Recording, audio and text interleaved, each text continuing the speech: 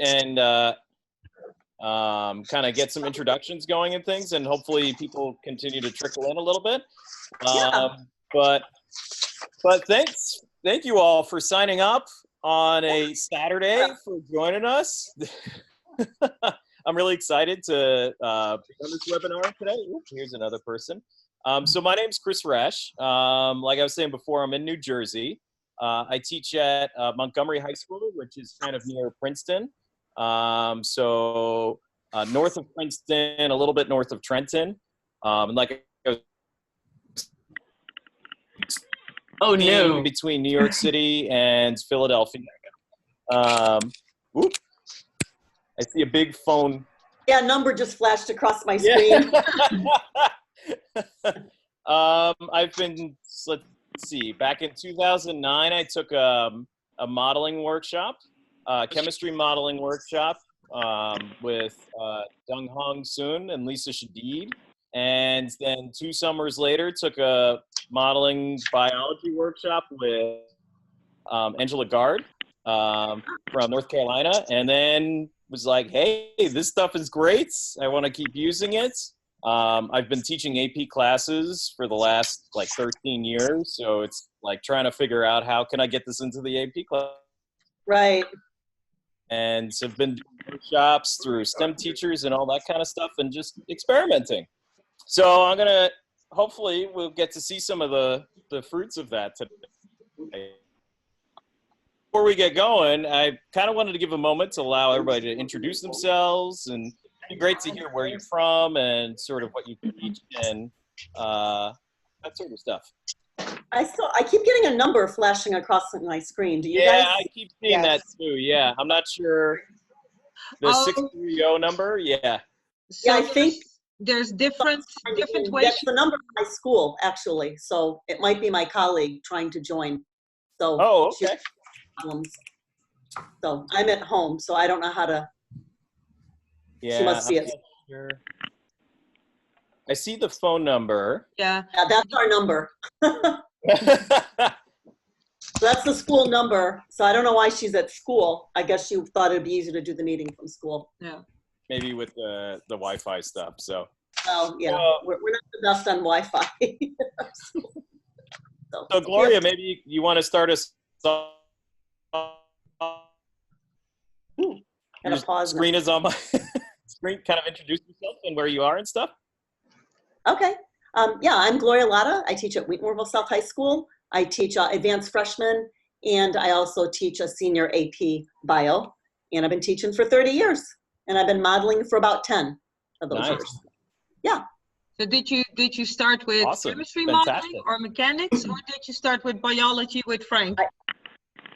But biology with Frank. Frank and I started at the same time modeling and doing the workshops together. Yeah. So great. Well, welcome. Yeah. Welcome, welcome. So who would like to go next? It's a little different. It's not in a classroom where I could like look around. Okay, I will go. So my name is Wendy Heyeman. I am the workshop coordinator from AMTA, and I am opening the session. I'm making the recordings. I started modeling instruction when I started my master's in natural science. I am in the Phoenix, Arizona area, a little bit further to the east. So for me and Tanea, it's 10 a.m. and it's a gorgeous day here in the Phoenix area. It's going to be below 100 today, so we're very happy. Nice. Nice. Lucky you. Yeah. There's that number again. That's my number. I guess you can get it. So that means that she is trying to talk. So there's different ways you can use the Zoom. So the way my screen, I have everybody's picture on it, and then so you probably have it on speaker view, that the person who talks or where a noise comes from, that's the picture that pops up.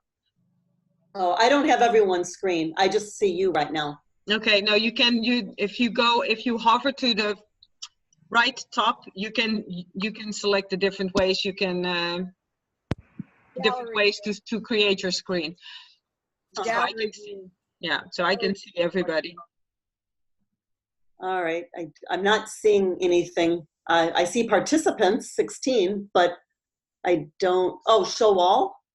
Yes. Yeah, we have it at the top there. Okay, now I'm just getting I'm not getting anything when I do show all. It's okay. It should automatically flip as folks talk and stuff. Yeah. Okay. So Karen, would you mind introducing yourself? My name is Karen Dillon. I teach in a suburb of Detroit, Livonia. And I guess I've been modeling the classroom just for a couple years. I first did physics modeling, and then they took away all my physics classes, so I had no chance to try it. And I did do biology modeling two summers ago. We started, and I was fortunate to be in the second biomodeling thing, and so I'm kind of newish. I teach freshman biology and advanced placement bio. That's it. Awesome. Welcome. Roger out. Thanks for coming. I'll just call people out that they're kind of on the screen, on my screen. So I guess Maureen. Hi, everybody. Hi. Karen, I know Lindsay. Hi, my friends. Hi, my new friends. Hi, Karen. Or not Karen, Maureen. I am near Karen and near Lindsay, kind of halfway in between both of them in Michigan. I teach in Lansing, but I live in Brighton. I'm a 12-year teacher, but this is my second year modeling biology, my first year teaching AP Bio. Don't know what I'm doing. I'm hoping that this will help pull it all together. The kids are crying because they have so much work to do, you know, that kind of thing. But mostly I taught health occupations, and I taught chemistry and physics before too. So this is all kind of new. Nice. Welcome. Lindsay? Yeah, I can go next. I can go next. So I'm in Michigan.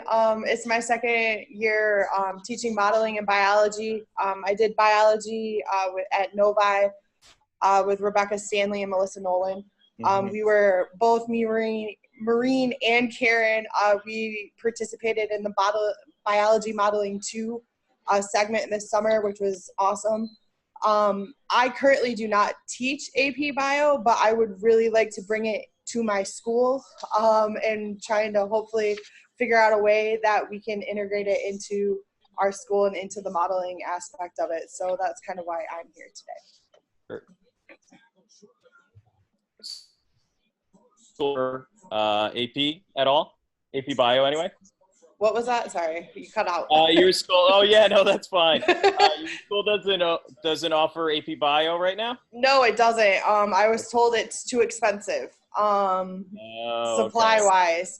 So I'm trying to figure out if there's a way that we can get it up and running, because right now we only have, we only offer 3 AP classes total in my whole building. So trying to expand the science aspect of it. So cool. Nice. Well, welcome. Yes, thanks. Nice to meet you. Going down the list, it looks like Kathy. Hi, everybody. I'm from Newbern, North Carolina. I taught college for 18 years and then came back to teach high school when my husband retired from the Marine Corps. After serving 30 years, I've been teaching biology using the modeling approach for 4 years now. I'm teaching AP biology for 4 years. I went through the workshop in Raleigh in 2015 with Toya Scott and Lynn Gaskins. And I'm really excited about adding modeling to AP biology because I need it. Nice. Awesome. Yeah. Thanks for joining. And it looks like Kay Musak. Yes. Hi. Hi. Would you mind introducing yourself? Sure. Yeah. I've just joined the audio, so I'm not sure what everyone else has said. Oh, okay. But I didn't mean we're to just put you on the introducing spot, ourselves. Right? That's okay. I'm a high school science teacher. I teach biology and AP environmental science. And I'm interested in incorporating more modeling into my lessons.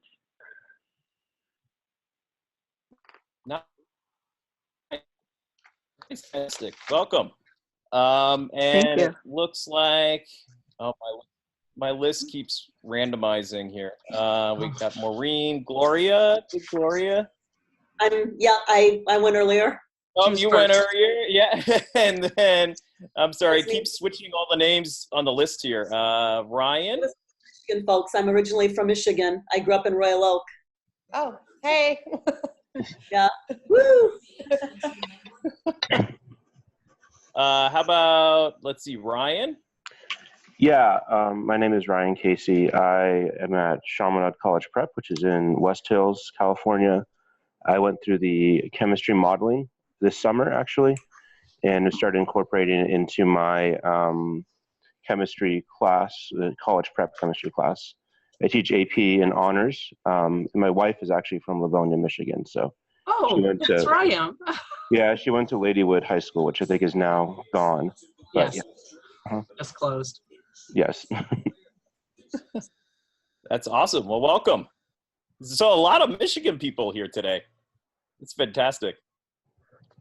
Let's see. Kalamazoo originally.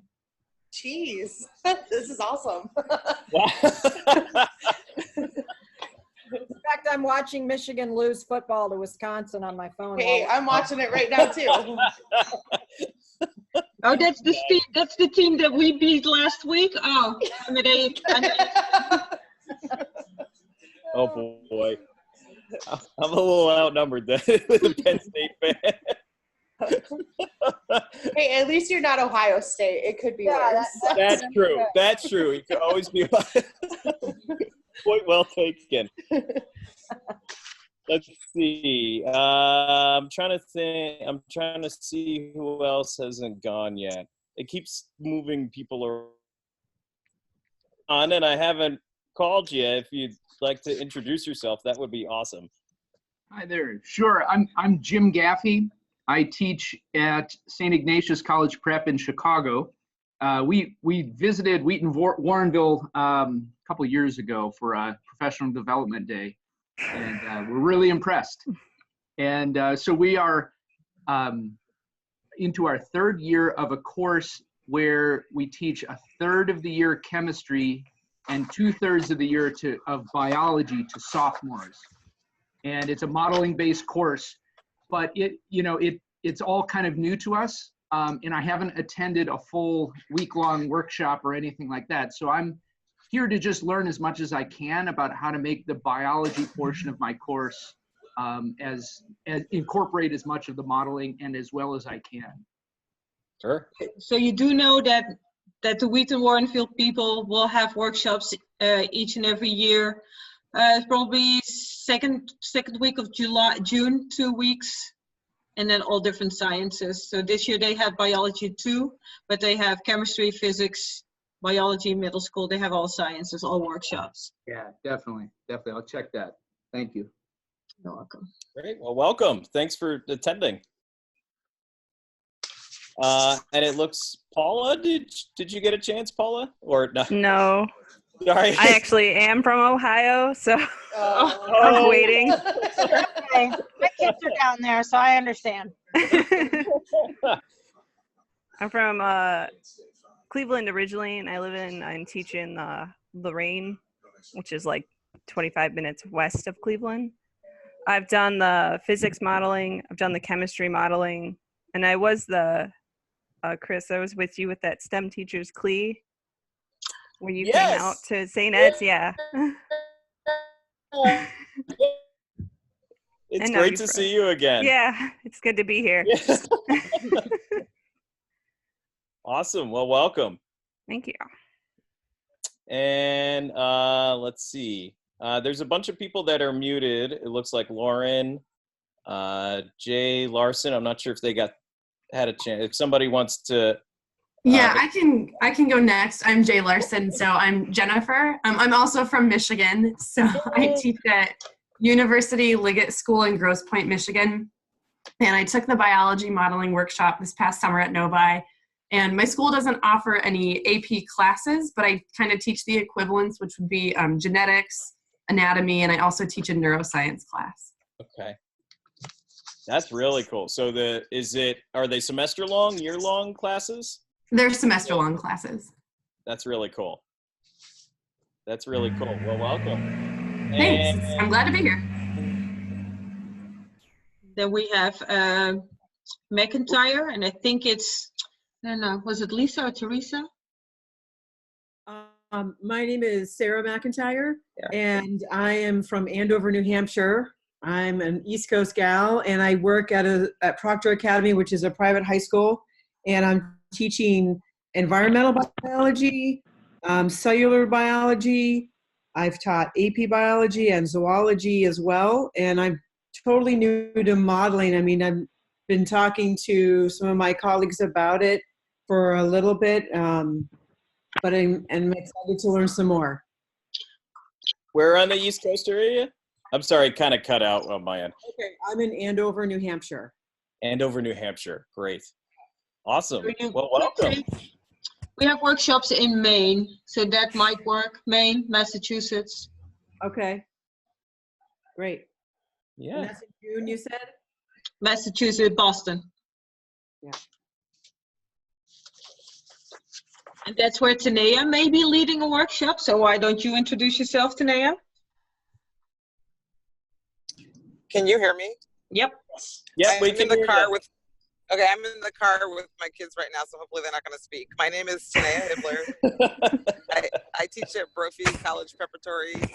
It's my 15th year teaching science, but this is my second year teaching AP Biology, and I've taught bio on and off over the years, and I've taught everything basically. And last 2 summers, me and Renee Ashlock did we co-led the biology workshop in Phoenix. And I've taken the biology workshop, and I've also taken the physical science workshop as well. And I just got to say this, that I don't do modeling in AP biology per se at the moment, but my class is 100% student-centered, so I don't lecture at all. Like, so last year I only lectured once, and my kids, I had a 95% pass rate, and half of those kids got 4s and 5s. So I'm excited about modeling in AP bio. Nice. Congratulations on the success rate too. That's awesome. And I think, did I miss anybody? Yes, you missed Didn't introduce myself yet, sorry. Oh yeah, no problem. Sorry. I'm Lauren Griffin. I'm actually down in Georgia, and I teach at Mary Persons High School. I'm in my 4th year teaching overall, but I've taught human anatomy, 10th grade biology, and then this year is my 2nd year of teaching AP biology. So I'm totally new to modeling, and I'm really excited just to see, what I can incorporate into my class. Awesome. Well, welcome. And then we have Kate. I don't think Kate is, I see her muted out, and she was the one trying to get in that had that, we kept seeing that number. Had the phone number that flashed across? Okay. So she must be having technical difficulties because she's not speaking either, but yet it says she's a participant. Yeah. I could try to contact her on my cell. I could text her and see what the problem is. Okay, sure. Yeah, no problem. All righty. Someone got my phone. I'll be right back. Okay. Yeah. No worries. No worries. And then I think, is that everybody? Yes. My list keeps like switching, like I was saying, so it was hard to keep track. Well, thank you all for, like I said, thank you all again for being here on a Saturday after a few weeks of school and things like that. Hopefully your year has been going well. I had basically, so like I was saying before, we have been experimenting with in the AP classes, since that's pretty much primarily what I teach. So today I'm hoping to just kind of start a dialogue. That's pretty much my main goal, is to start a dialogue of how we can potentially get modeling instruction into the AP classes. Because like Tanea was saying, I've been using modeling in my AP biology classes. We've had to develop a lot of it, but it's been fantastic. I do not lecture, like Tanea was saying. My projector rarely goes on. in my classroom, and we've had really, really great success with it. So it seems to work really well with the AP sort of framework, especially given all the AP curriculum updates and stuff. So if I can, let me see if I can, how do I share my desktop? There we go. Can everybody see my desktop all right? Yeah. Yes. All right, awesome. No, it disappeared. So that's just basically the goal for today is let's start to envision a little bit about what modeling instruction could look like in one of these advanced classes. So to do that, of course, the best way, since many of us have been to a modeling workshop before, is I'm gonna attempt to go through a lesson with you all that we use in our AP biology classroom. And there's two modes, like you've been to a modeling workshop you're aware of. There is student mode, which is basically you are the student. You are going to be going through the activities like a student. The answers, try and channel your inner student for what your students might say and do. All the questions that I'll be asking will be the same types of questions that I ask of my students. Just please no student behaviors. This is more about the modeling instruction. And then we'll have some time to do teacher mode, where we will be able to kind of debrief and talk a little bit about sort of where this falls in the curriculum and in our curriculum that we use in Montgomery and Jersey, and sort of how it all fits together, and just some time to reflect and kind of envision what this might look like in your classrooms too. So does that sound like an okay plan to everybody? Yep, sounds good. Yep. Sweet, awesome, cool. Well, let's jump right in. The lesson that I decided to share today was actually about chromosomal theory of inheritance. So I was trying to figure out a lesson that might be usable based on where most folks are at in the AP curriculum and stuff like that. And so at this point in the year, our students don't know. So we take a little bit different sequence in our school in Montgomery for AP Bio. We actually take a more historical approach, which we can get into a little bit later. But basically, at this point in the year, the students, they know about Mendel's claims, but they have not shown that Mendel's alleles reside on chromosomes, that genes can be linked. The structure of DNA, DNA replication, transcription, translation, all that molecular biology stuff, yes, has not been, we haven't discussed yet. Because one of the things we're trying to do is build this model of heredity. So that's sort of where we're at in our particular school year. So when you're in student mode, these are kind of the things you don't know yet as a quote unquote student, if that makes sense. So are you all cool? Yep. Yep. Sweet, awesome. So to our first student mode. Welcome back. I hope you all had a nice weekend. Do anything fun, exciting, special? It was extremely short. Oh yeah, it was, Sorry. yeah, it was Monday. Short. Everybody got extra sleep. I know this is good. So we're all ready to go. So I thought I'd start off this Monday by telling you a little bit of a story about this guy. So there's this guy. I have his picture on the right. His name is Morgan, Thomas Hunt Morgan. And he was really interested in heredity and things like that, just like Mendel was.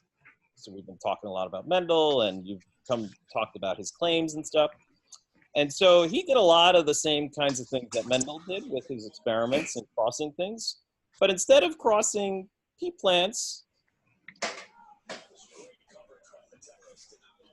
fruit flies. Well, he liked to work with fruit flies because they made lots and lots of babies. And in the middle, that was his lab at Columbia University in New York City. There's lots of bananas and stuff, and the bananas, he attracted the flies, so he was able to catch a whole lot of them, and that's why he did what he did and used fruit flies. And so one day he noticed that there was this kind of funky looking fruit fly that he saw. Most of the time, the fruit flies had this sort of red-eyed color. But one day he noticed this, like I said, this funky looking fruit fly. What's different about it? Just by looking at it. Its eyes are a different eyes? color.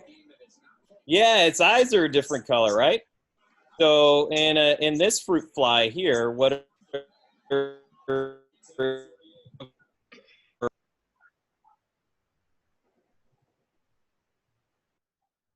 What?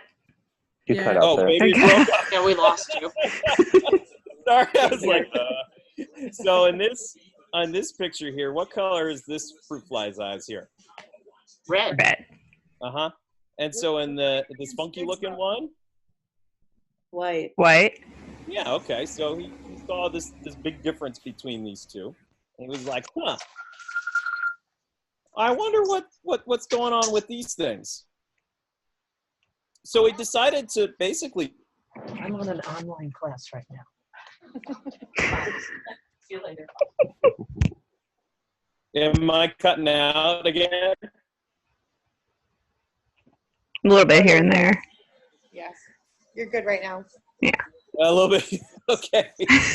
I'm good right now? All right. Well, hopefully this doesn't.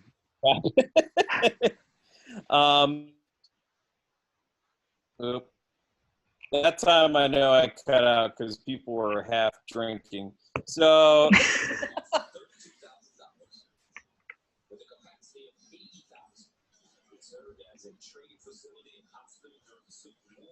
Ooh. All right. Am I back? Yeah. Yeah. Okay. I'm sorry about that. I don't know what's going on. So we found these fruit flies, and there was the red eyes and the white eyes and stuff like that. So I'd like us to make some predictions ahead of time. So I'm going to break you out into groups. And I'm just wondering if you could come up with some predictions as to what you think might happen if you were to cross like one of these red eyes with white eyes. What are all the possible options here for what we could potentially get? Pink. Red. Which is recessive. What are some things that you think red is dominant? I think so. It's more common. It's more common? So do you think because it's more common, it's dominant? Yes. Do you think everything has to be that way? You think? Tag in. Help me out.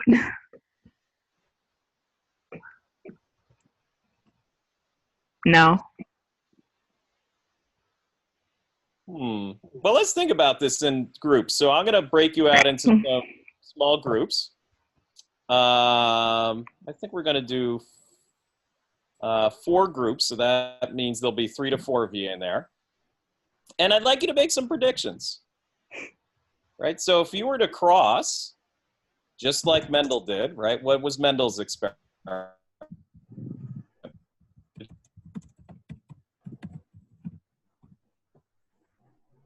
Mendel did pea plants. Uh-huh. He did pea plants. What exactly did he do with these pea plants? He grew a lot of them and made different colors. He grew a lot of them and made different colors. Okay. So can you give me an example of something with those pea plants that he did? Yep, he did red and white and made pink. Okay, so he did red and white pea plants and made pink? Yes. Okay. Do we all agree that that's something that Mendel did? I thought Mendel did red and purple, and he had red and purple. I think he did purple and white, and he got 100% purple for the F1 generation. And then he crossed the purple, and then he got a mixture of purple and white for F2 generation. Okay. So what do we think about Mendel did? Just thinking back to a couple classes ago. I know it was the weekend. It was a long time ago.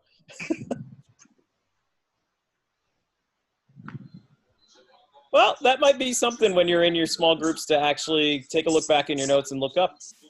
See what was it that he actually did. Because Morgan did the exact same thing with these fruit flies. He followed Mendel's experiment to the T, just with these red eyes and white eye fruit flies. So I'm gonna break you out into some groups, make some predictions. If Morgan followed Mendel's experimental design, what might he expect if, let's say, red was dominant? Somebody said red might be dominant. What might he expect if white was dominant? What do you think he would get there? Oh, white. Okay. I'll break you out now. Go ahead and whiteboard this. So this will be like in your notebooks or something. And then you can discuss it. And then we'll bring you all back together in a few. Okay?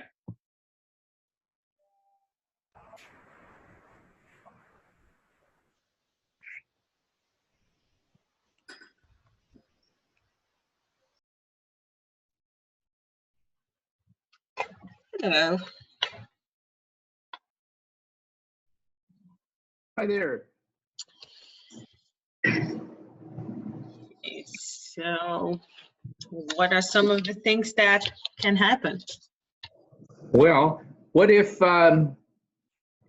you got 100% white or clear eyes, you know, the non-red?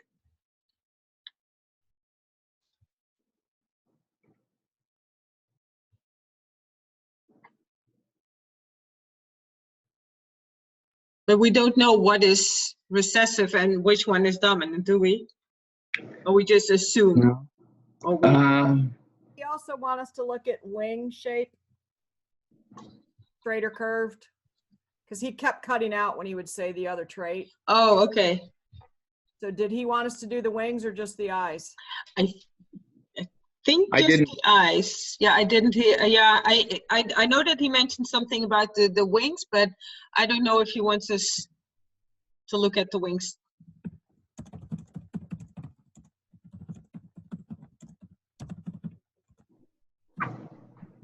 Can you guys see the whiteboard I'm doing? Yes. Yes. Uh-huh. So then if you, what was the other thing you said? If you cross them and get all white eyes? Yeah, you could get all white. You could get all red, or maybe something in between, like a pink.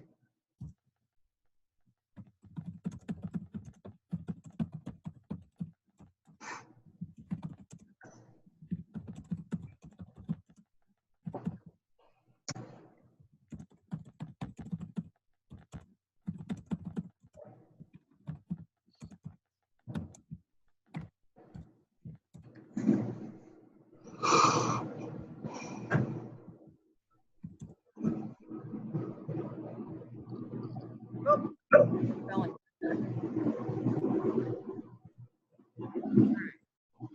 So would the students at this point in the class know incomplete dominance? Probably not. Okay. Then you want to say neither is dominant? 'Cause Yeah. Yeah. Okay. Sure.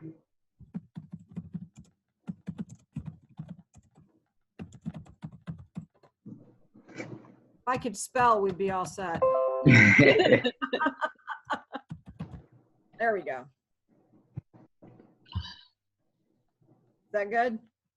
That looks good to me. Okay. Yeah.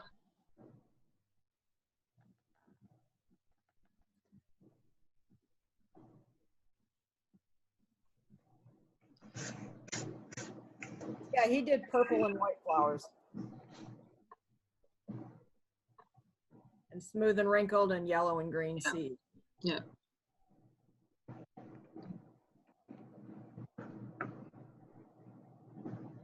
All right.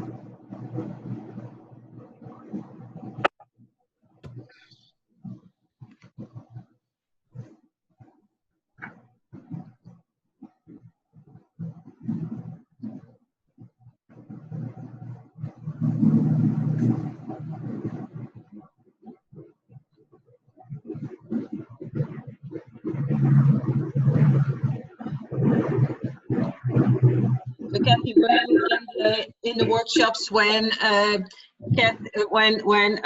Angela would visit the schools, or after that? Did you have Angela Gard as your leader, I should say? No, Lynn Gaskins was the leader at my Okay. at my school. She taught it for about 8 years. Then she retired at the end of the 2018 school year. Oh, okay. Yeah. The other gal that taught it was Latoya Scott, and she's at down in Charlotte, I think. She's at a charter school down there. Then they had Jennifer Griffin there as well. Yes. And oh, did they have somebody else? Yeah, there were, the year I went through, there were 2 classes of biology of 16 each. They also had, I don't know if Rebecca Stanley did it over there. They had Latoya, they had Lynn, Julie Main. Yeah, I think Rebecca was one of the names. Okay, yeah. Yeah, and this year, no more funding, so they only had a mechanics workshop, so no Yeah, I think chemistry. they were trying to do one out in Asheville. I don't know if that one actually went or not. No, they had mechanics, chemistry, and a biology scheduled, and only mechanics had enough people, I guess. That's mechanics. And I don't know if that one was a Raleigh. No, Raleigh probably was chemistry. I can't imagine not teaching modeling format. Yeah. Absolutely love it. It's great. When we went to Wheaton Warrenville South, there was a guy named Phil Colcasey who walked us through the workshop, and he was very helpful. Good.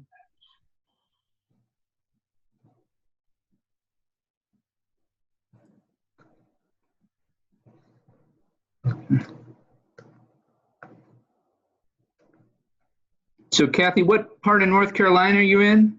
We're right on the coast. So, and with freshmen, we don't really talk about a linked gene. No, and I don't think we have to. With AP we do. Yeah. So I'm wondering if we could, if that's where we're going with, that would be good. Okay. Some of us are back. Does everyone know how to leave the room? That might be. That was part of our problem. Like, it took us time to figure There that we go. part out. All right, we're all back. So I tried to switch to another room to hear what everybody was saying. So I apologize for that. We may just keep it all together instead of breaking out into rooms, if that's okay with everybody. Mm-hmm. Okay. So now that we got past that hiccup, is there, tell me a little bit about what your groups talked about. Can I get a group member to volunteer to go first? Sure. Our group discussed the fact that if you assumed that red eyes were dominant and you crossed a homozygous red-eyed fly with a homozygous white-eyed fly, that you would model Gregor Mendel's experiments, and you'd get 100% red eyes for your one generation. Okay. And then if you then cross the red eyes with each other, then you would get 75% red and 25% white phenotype with a genotype of 1 to 2 to 1 and so on. And it would be the same if it were white. Okay. White. I'm seeing we only have 11 people back. Okay. There's still some people in the breakout rooms. Yeah, so I think Wendy, that's, you still have ownership of the hosting, so you would need to close the breakout rooms.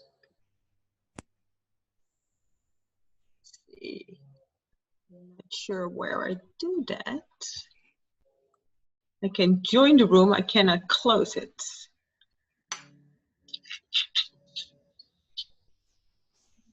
Technology's great. I know. If you go in, tell them how, because maybe they don't realize They have Okay. to break out. Yeah. Starting for Atlanta that day, my husband was so excited to see Greg. Yeah. Okay, we are all back in the regular room. So in the left bottom, at the right hand bottom, it says leave breakout room. So then you can get out and be part of the conversation. Chris lost everything. He had to call me. So Oh, okay.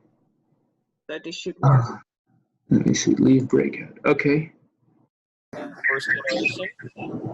And then I heard something about a 1 to 2 to 1 ratio in the next generation. Mhm. Okay, so what was the 1 to 2 to 1 ratio? It kind of broke up there. Oh, okay. That would be the genotypic ratio, would be 1 to 2 to 1. Okay. Phenotypic ratio would be 75% red and 25% white.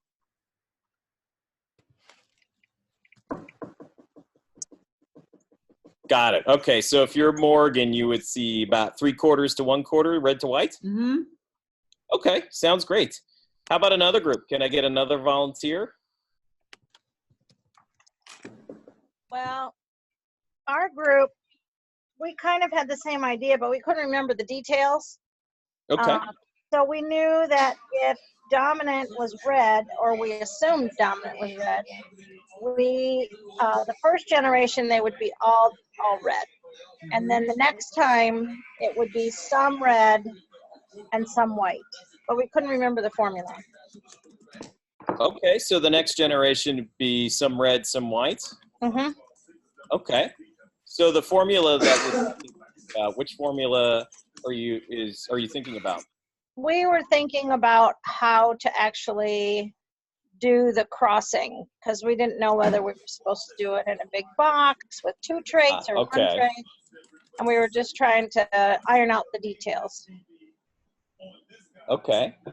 Okay, got it. So you were just starting to figure out how to do that when we all came back. Correct. Got it. Okay. So what do you think about that 3 to 1 ratio that we heard earlier? Well, I think that sounds about right. That sounds like something we learned before. Okay. Okay. Just it's been 2 years. I teach 11th grade bio back to teacher mode. So AP bio is 12th grade, and sometimes they don't take it till the ones before were taking bio at 9th grade. This is our first year at 11th grade. So it might be 2 years before they get back to this type of stuff. Got it. Okay. That's fine. That's fine. So there might still be grappling with it. Mm-hmm. A little. Cool. Another group to volunteer a little bit what they talked about. I think we had 4. Okay, James and I'm sorry, the lady at the AMT member services. Wendy. Wendy. Oh, Wendy? We're in a group. And I wasn't going to call her AMTA member services because I know typed to whiteboard and I can't find where it's saved on my computer. But basically, we said that if you cross white and red eyes and all of them come up red, then it's red's dominant. If you cross red with white, you get white, then white's dominant. Cross red with white, you get pink, then neither one is dominant. Okay. So you did a couple different options. Because we didn't think that students at this point would know what incompletely dominant was.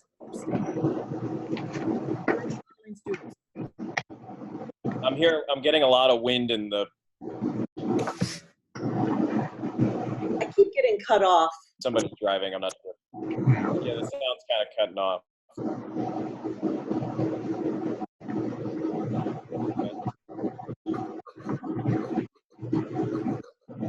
James, can you mute yourself when you're not talking? Sure. Okay, thank you. I keep getting cut off. That's better. Yeah. No, we're having some troubles with the tech stuff, I think. Okay. Okay, so Kathy, you were saying that you had, if it was, in one scenario, you would have 3/4 red, 1/4 whites, but in another scenario, you talked about it might be. No, I see you shaking your head. No. If in the first generation they were all red, then red's dominant. If in the first generation all white, then white's dominant. And if they're all pink, then neither one is dominant, because we were trying to stay in student mode because we didn't Sure. think students would know what incompletely dominant was yet. Sure. So, so did any other groups think about some of those options? Like if white was dominant? Yeah, I would say we thought about that. We were thinking what would be like percentage wise if we had if white was dominant. We also, Lauren brought up this question was, what were the parents of our first, you know what I mean? The offspring that you gave us, what did our parents look like? So tell me about that question. Why was that a question that came up in your groups? You want to take that, Lauren? Yeah, sure. It was your question. Yeah. So I was just thinking, as a student, I would want to know, like, within that story that's being told, okay, we ended up with these flies and this is what they look like.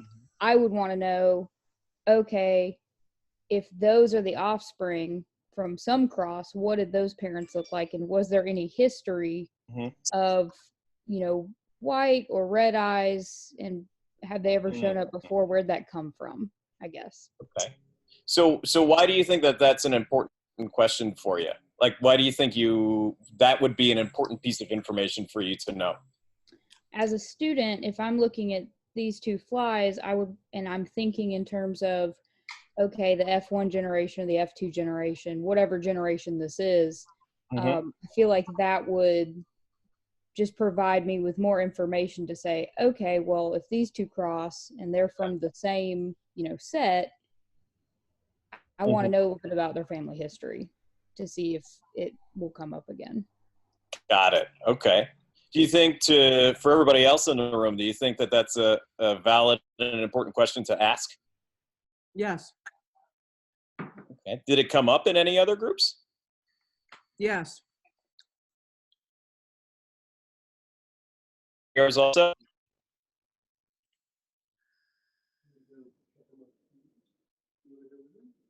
Did I leave again? Okay. So it came up in your group also?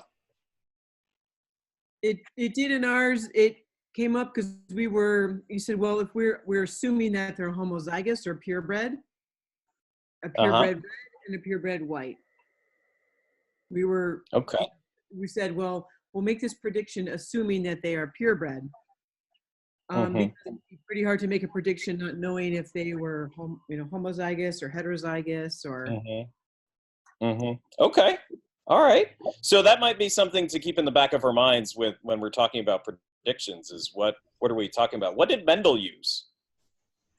Purebred. What was the heritage of Mendel's pea plants when he did that first cross?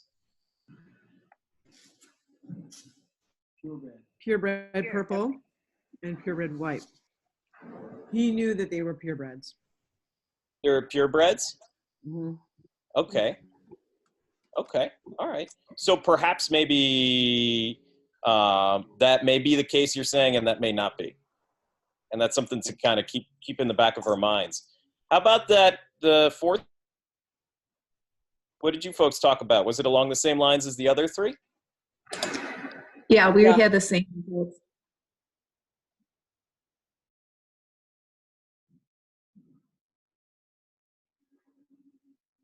Hello? Yeah, we had the same results. Oh, you had the same results also? Mm-hmm. Okay, were you able to predict, I'm sorry, this keeps cutting out. Were you able to predict, or did you go and look at the white eyes, if white eyes was dominant also? We discussed that too. Okay, so all that came out. Awesome. Cool. Similar predictions and things like that. So why don't we figure it out? Let's see which one it actually is. And this is exactly what Morgan did. So I'm going to pull up my desktop screen for a second.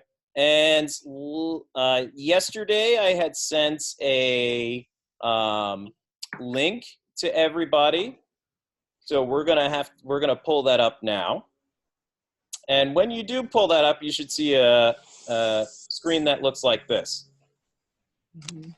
So if I could just get like here or something, because I can't see other folks' things. Once you're here, just a quick, got it. Got it. Got it.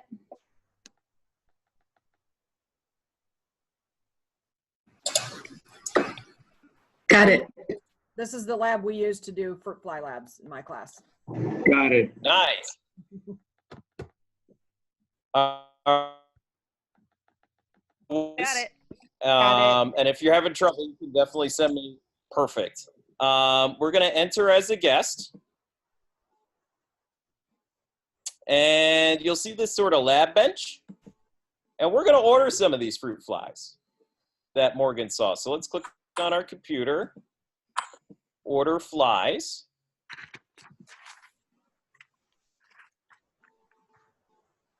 So here we've got a red-eyed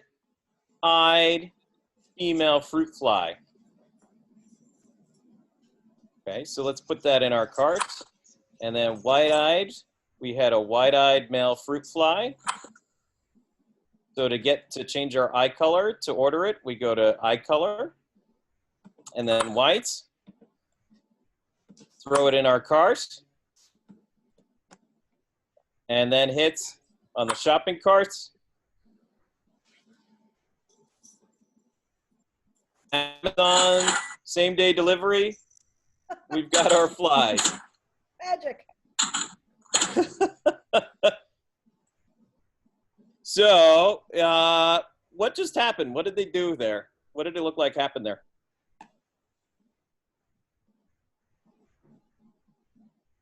Once we got our flies. They put them in an incubator? I don't know. Put them together in the same bottle in the mating. Yeah, so we got them in the same bottle, right? So we got females and males. The female that was a red-eyed fruit fly, and we have males that were white-eyed fruit flies in the same bottle. If you click on that bottle,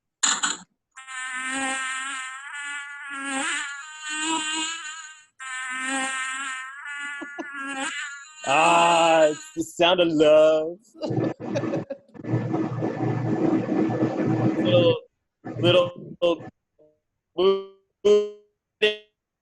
we've got lots of baby flies from those two. So we can actually click on those and they'll put it under the microscope for us. And if you were to hit sort flies, you would get a couple different piles. And if you can click on a pile, it'll zoom in on a particular fly for you. So here we've got a female that has red eyes. If I wanted to zoom in on a male, you could click on that pile too. So based on using this sort of like simulation, go ahead and give me some data, give me some evidence. Which one of our predictions actually fits, if any of them? So give me a claim and some evidence as to which we think is dominant and which is recessive. All right. Well, the plus, they're all red-eyed, right? So the plus sign, it means they're red-eyed. Yep. So it's all red-eyed. Okay. So red eye's dominant. All right. Well, did Mendel just do one generation? What did he do with that first generation? Bred them together. Okay, so you think we should try and do that? Sure. Yep. Go for it.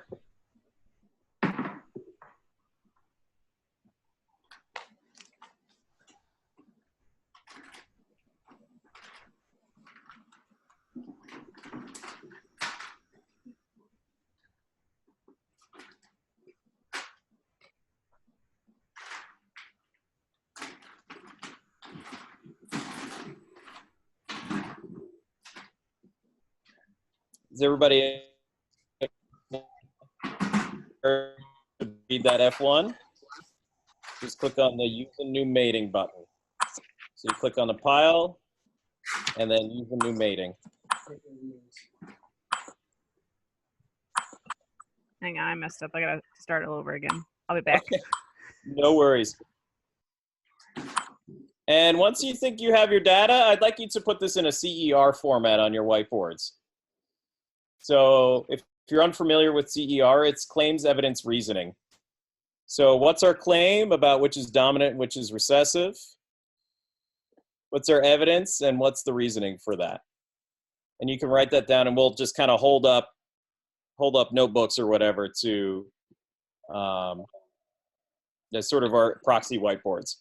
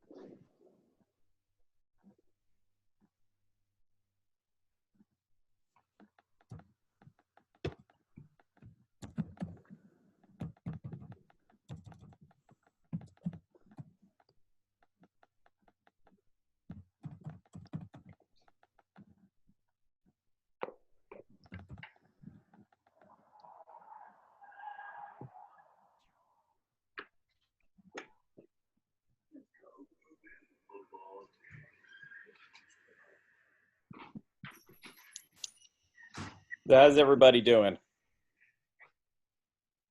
Are we able to get to the new matings and stuff? My screen kicked me out, and I never got I'm just kind of watching and observing. I've used this software before, so I know it's cool. Does anybody need help figuring out how to get to the new matings? Yeah, how do you do it?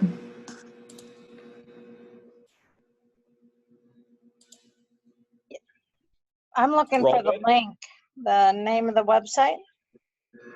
I had sent it out in an email. Yeah, that link doesn't work. Yeah, I actually didn't get the email.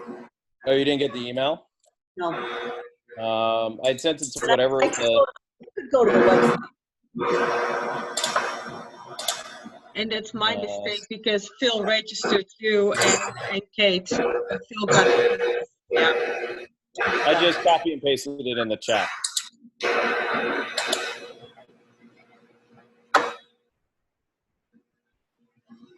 Okay.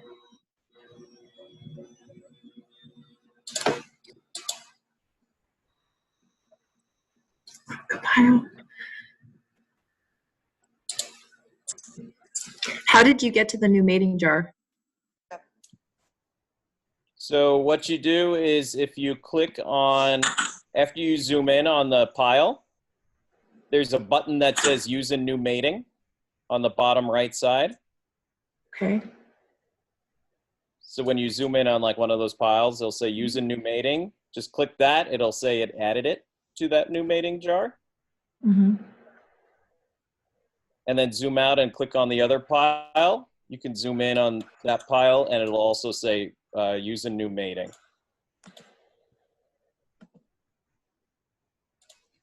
And then once you've added that one, you can just go back to the it says, I think, return to lab.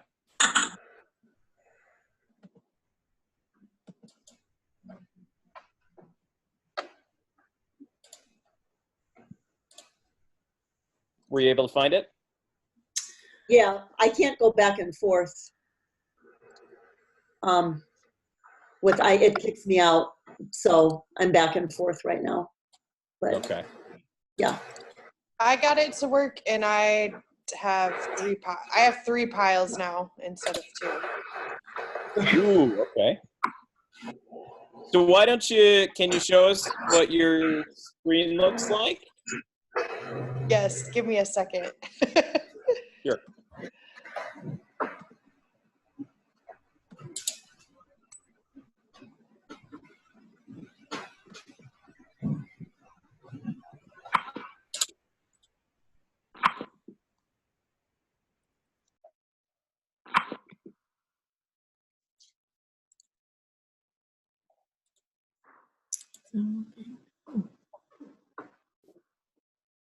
So we're viewing Ryan Casey's screen right now. I see a screen.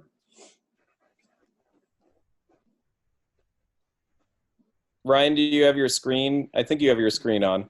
Yeah. this Somebody is- that had gotten to the F2 generation, do you mind showing us what your results look like? Yeah, this is the screen from the F2 generation that I got at least. Okay. Yeah, mine's similar to that one. Similar to that one? Yep, mine's similar to that one as well. Oh, okay. Should I So, stop sharing? no, we could leave it up for right now. Or actually, why don't you stop sharing so we can take a look at each other's CERs. So one of the things I had asked to do after you did this was to write up a CER.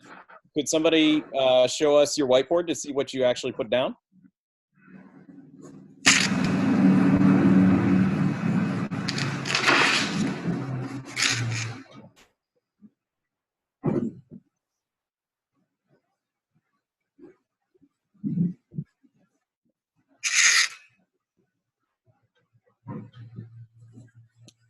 Cool, awesome. So if you could hold it a little closer, and then would you mind, Paula, actually kind of telling us what your claim was and everything for that?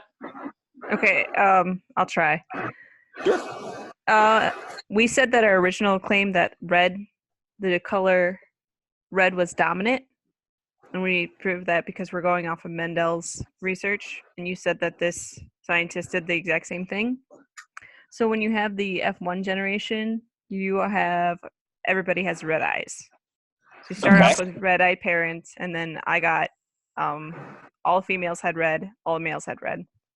And then when I crossed a female and then I crossed a male for the second generation, I ended up getting 100% female again, and then a 50-50 ratio for the red eye and the white eye in males.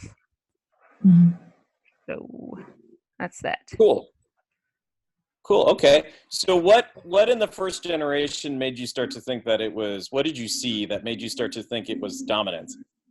I went with the classic, I see it more often, and then you told me at the beginning that I forget the scientist's name. Help me out, please.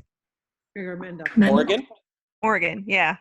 That he thought it was odd that there were white eyes. So that led me to believe that it wasn't as common. Okay. Which isn't always the case, but that's just what I went off with. Okay. So we saw it all, first generation was all with red eyes. And second generation was You're almost 3/4, done. 1/4, you Click said? the Add Chrome button, then click Add Extension to continue. I'm hearing Chrome talk.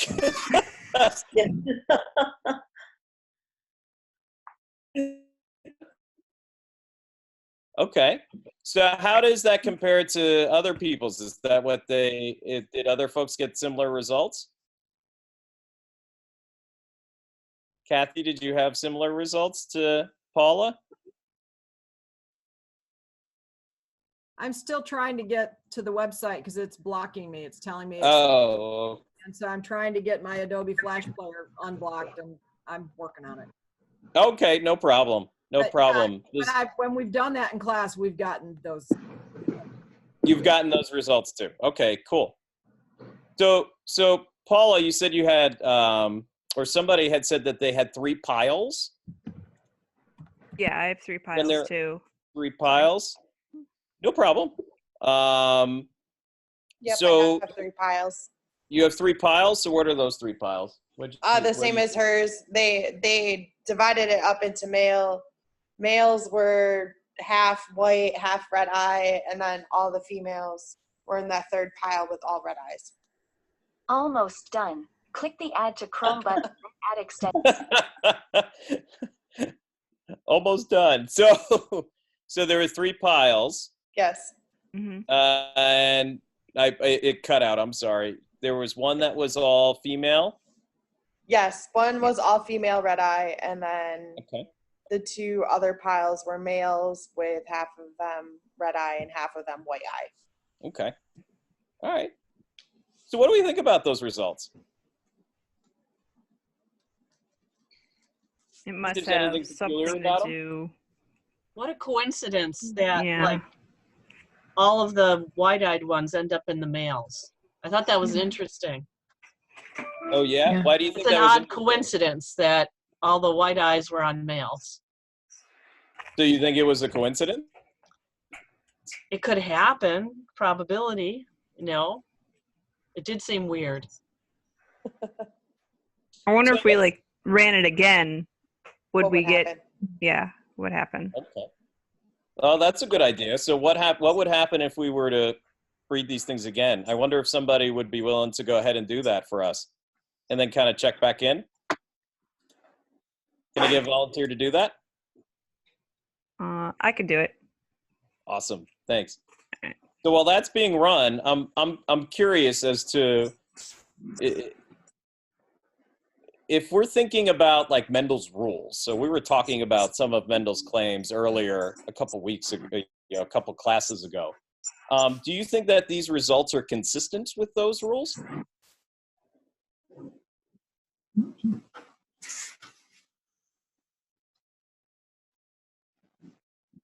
No, because why would males and females have different ratios? Why would males and females have different ratios? That was the question I think I heard. Okay. So why is that? Which one of Mendel's claims are you kind of thinking about as you're saying that?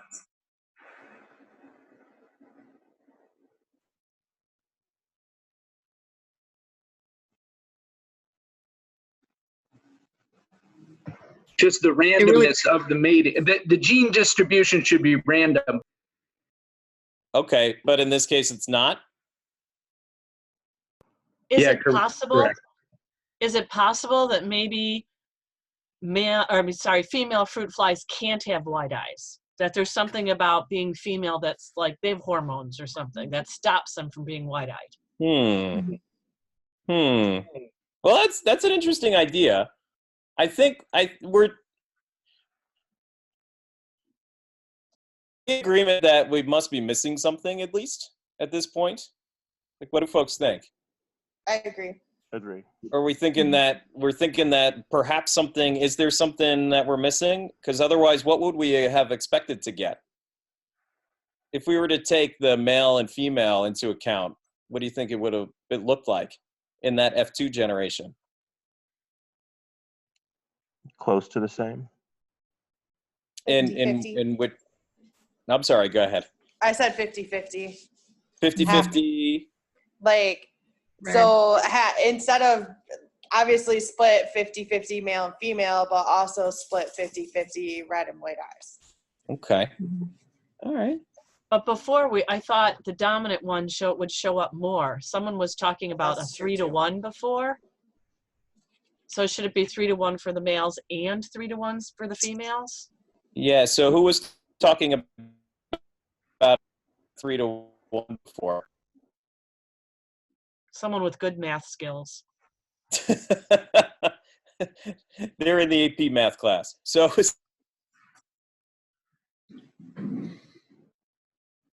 made our original predictions. It sounded like most groups were saying that they expected a 3-to-1 ratio. Did that 3-to-1 ratio take into account the distribution of males and females? No. So if we were to take into account that distribution of males and females, what would you expect it to be? How would you expect that distribution to fall?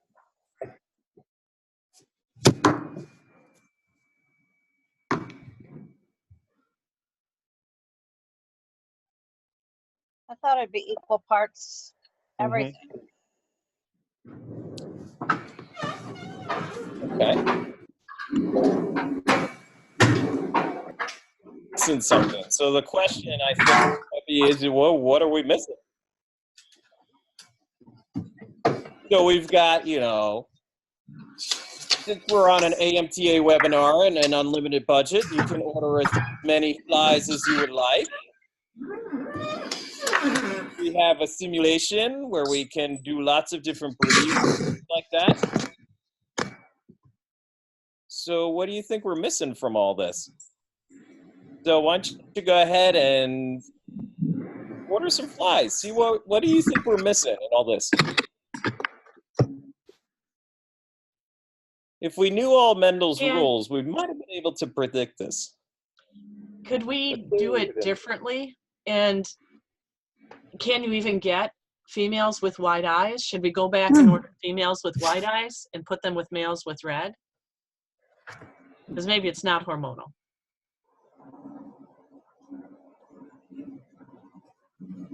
It's worth a shot. Why don't you try it? FYI, this is where in teacher mode, this is where they would be broken into their groups again. But because of all the stuff that happened last time with that and breaking into small groups, I'll just let you work on your own, if that's cool with everybody.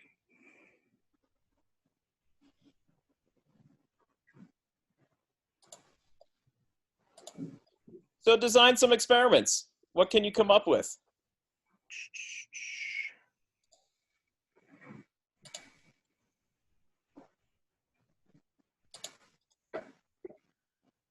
What are we missing? How many mating jars are we allowed to have in the simulation? 3. Okay. Alright. Is there any way to get rid of them, or do you just make new ones and it kind of replaces it? I think Yeah, there's like there's a little trash can to the left of the incubator. Ah, thank you. Uh-huh. Goodbye, flies. Sayonara. Don't make. White male. White male.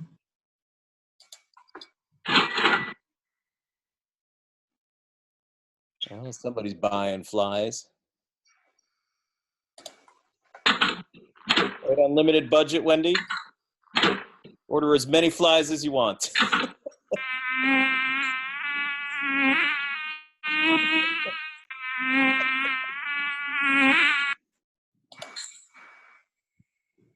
I don't know how to share my screen, but I just did it, and I had a white-eyed female mated with a red-eyed male, and all of the males have white eyes this time, and none of the Whoa. females.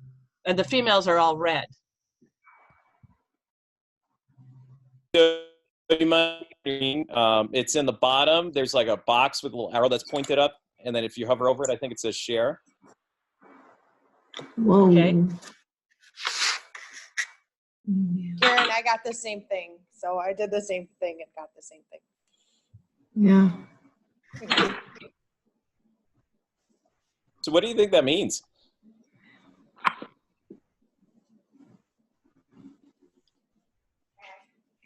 Interesting.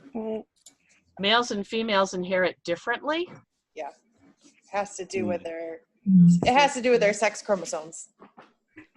So what? So what do you think it has to do with their sex chromosomes? I don't know.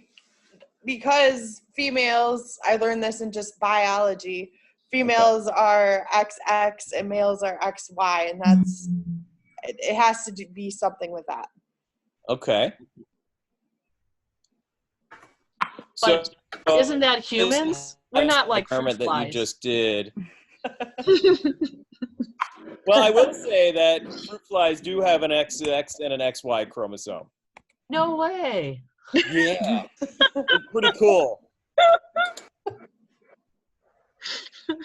If you haven't noticed this already, Karen's very good in student mode. That's awesome. I love it. I'm always surprised.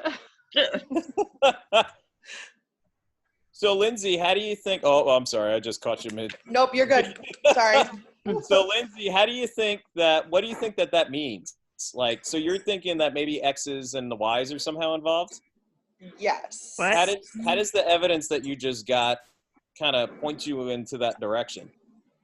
Because like how we did the first generation, our females were red-eyed as a result, and now we've done this cross and we're getting the same thing. So I don't know. Okay. I guess I'm curious as to like what you saw that made your brain go, aha, X's and Y's are the key to this. Like what in the flies, what pattern did you see? That the females, I don't know. I'm trying to think back to the first one. That the females aren't really changing, I guess, if that makes sense, and the males tend to change.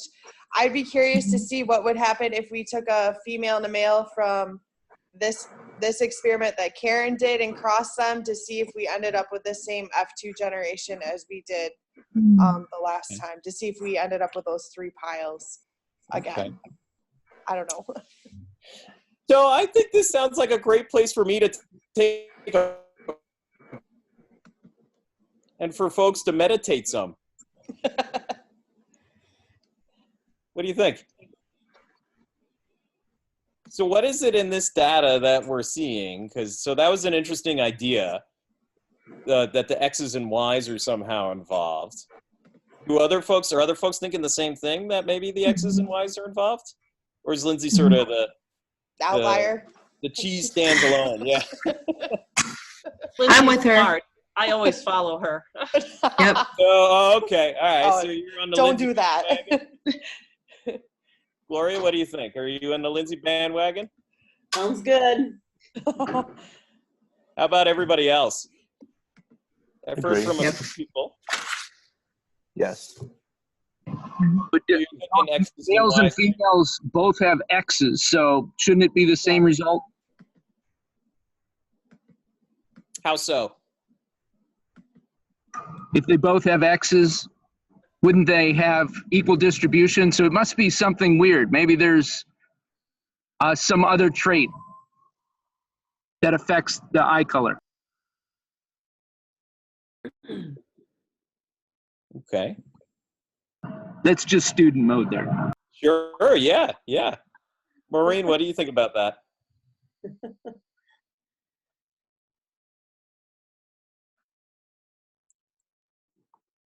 I think it does have to do with the XY chromosomes. Okay. And I'm still playing with the program, and I'm just wondering what kind of questions the kids would come up with. Like, how can I do this with all different colors and Yeah. things like that? And I'm trying to figure out how to put it in the notebook and use the statistics component of the notebook. So that's what I was just looking at.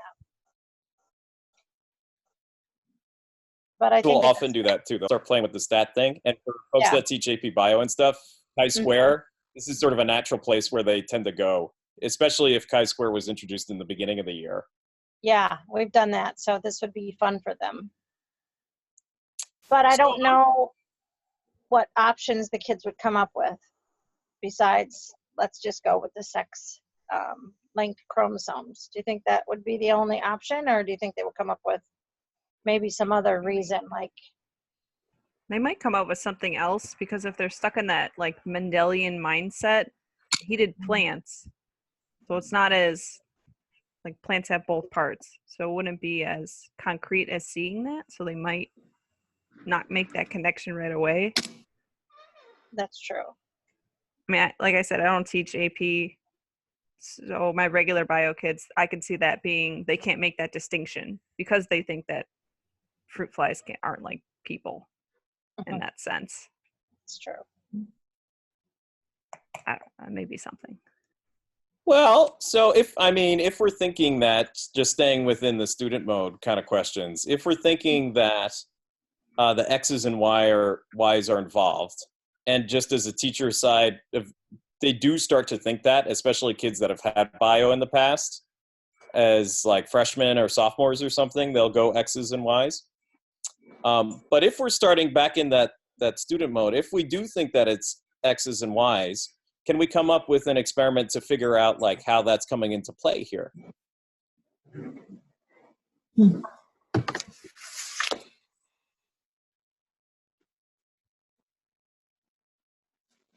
In terms of an experiment, isn't doing the reciprocal cross, doesn't that kind of give us some clues if we were to follow along with the outcome of the F1 and the F2? I guess I'm not sure what you're talking about, like an experiment, or are you talking about like a model where we put coins or something in a bag? Sorry, I just got confused. Sure, yeah, no worries. So I'm talking about like can we come up with some different crosses to test if the X's, how the X's and Y's are actually involved somehow, if that's what we're thinking it is?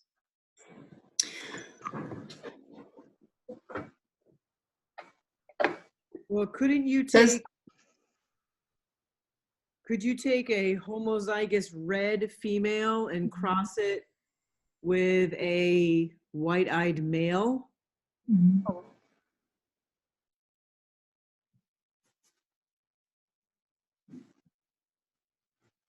So what do folks think?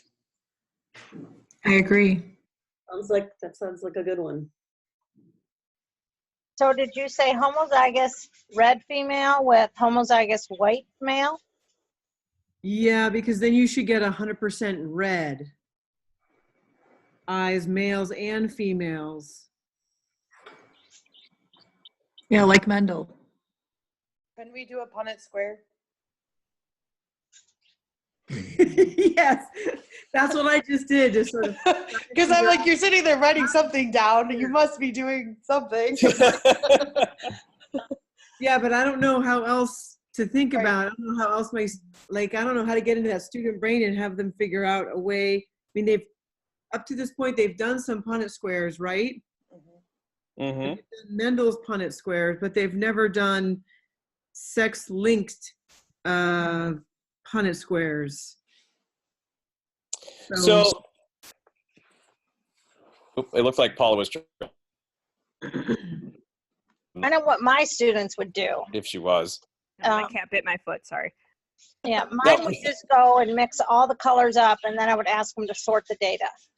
And what did they come up with? Because I just know how they would do. They would have to experiment with them all.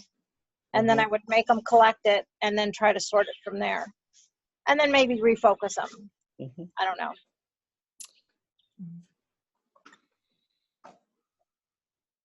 So it looks like we're kind of thinking about this with teacher brains a little bit. So I'll let it kind of go there for now, because there's some other stuff that I can show you with this. But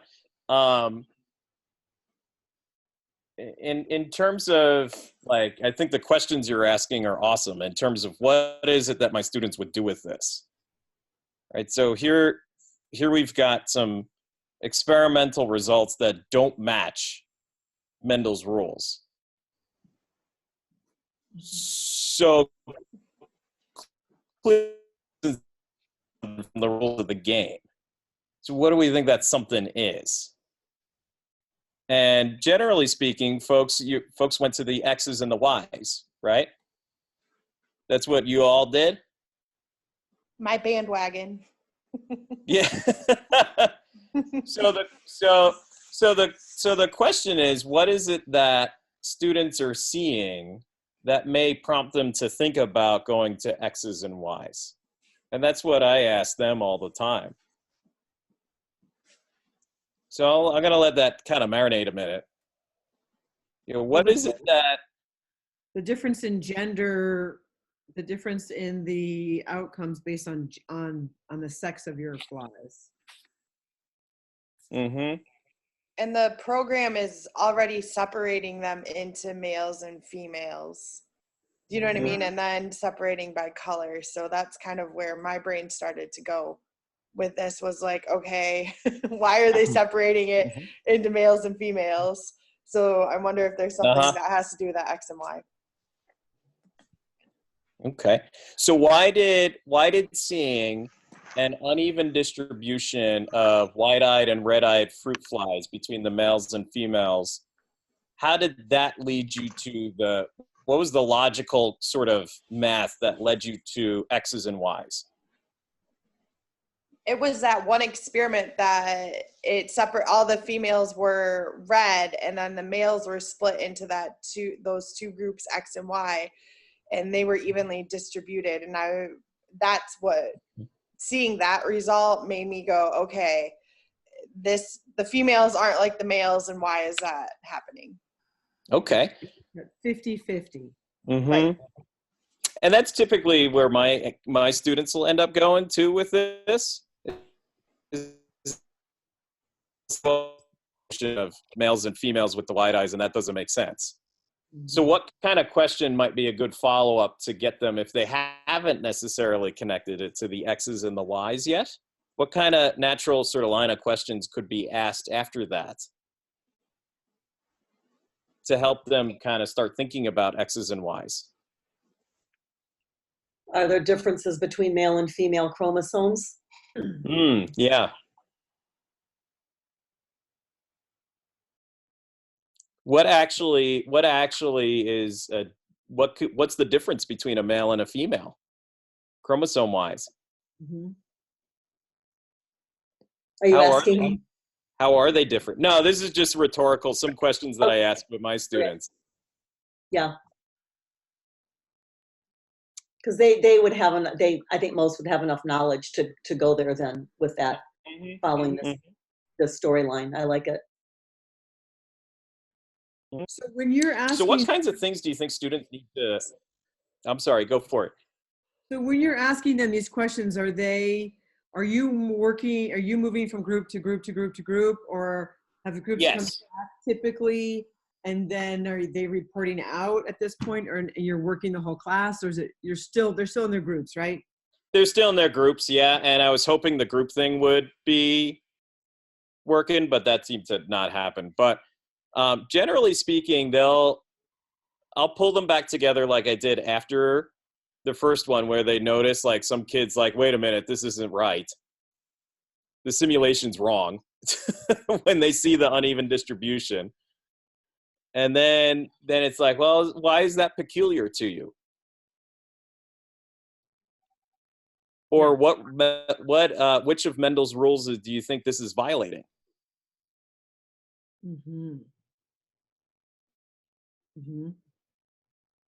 And the question becomes, well, if we knew all the rules to inheritance, shouldn't we have been able to predict this different outcome? So what are we missing? Gotcha. And that's when they go back into their small groups and start to design their experiments.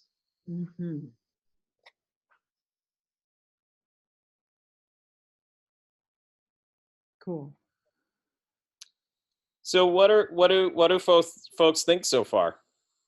Okay. In terms of visioning in that conversation and that goal I was talking about before. So we should ask them to think about how sex-linked traits are carried. Is that what you were just saying? I missed part of it. I was looking at my chi-squared analysis. Oh yeah, sure, no problem. So the kind of questioning that I find with my kids ends up happening is they'll say, well, there's an uneven distribution of gender. And so I'll ask them, okay, so what from a inheritance standpoint controls gender? And then they'll bring up the X's and the Y's, generally speaking. And that's when I'll say, okay, so what do you think the connection is between this eye color stuff, these eye color alleles, and these X's and Y chromosomes? And that's when they start thinking about, all right, so what is, what could be happening here?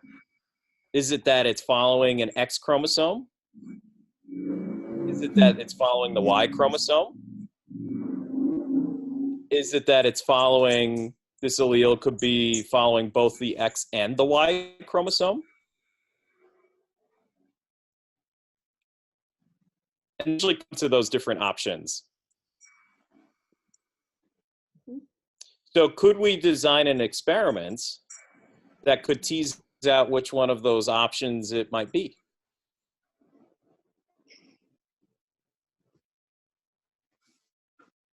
And that's when they go off and design their experiments.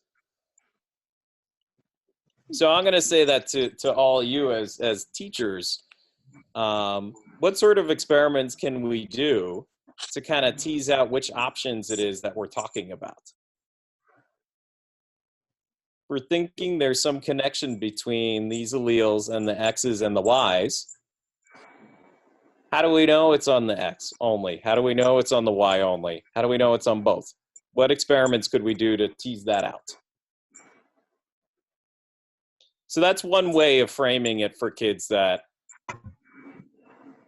could use some additional found have been just fine without it. I have a question. Do you find that when you have your students actually do this, that the groups will naturally pick one of those options, or do you kind of have to plant the seed, do you know what I mean, to get a distribution of that in your classroom? They sort of naturally will pick one. Okay. So like some kids, so we're a physics first district. So the AP students that I have typically, the last time they had bio was in middle school. I have primarily juniors. So they really don't remember anything about sex linkage. But they'll start to think about all the potential options, and usually they'll go with one of them. For students that have had bio before, they'll oftentimes say, yeah, it's an X-linked thing. And that's when I'll ask them, well, how do you know? How does this evidence actually show that? How do you know it's not a Y-linked thing? So typically depending on their backgrounds, they'll either kind of like throw out all three options, or they'll gravitate towards one. If that makes sense. Yep, it does. So how do you have them represent their thoughts when they're done with all of this? Just in a CER table? So they'll whiteboard this. And they're whiteboarding this as they're going and doing all their experiments. And then at the end, they'll have to sometimes do a CER table, like you were saying, for homework in their groups. Now, the neat thing with this simulation too is once they've actually got the link, you can do the same thing. You can use the same simulation for linked genes.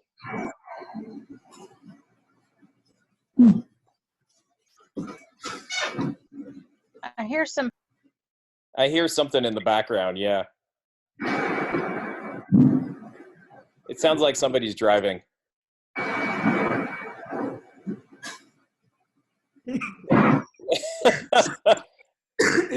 Sounds like an alien. I think it's like a wind. If there's a big beam of light that comes down on me, that's what's going on. Are we in Area 51? Sorry, Yeah. I had to. It was Nice. all my kids talked about yesterday. So this first lab, kind of what is it from a teacher mode perspective? What does it establish about the relationship between alleles and chromosomes?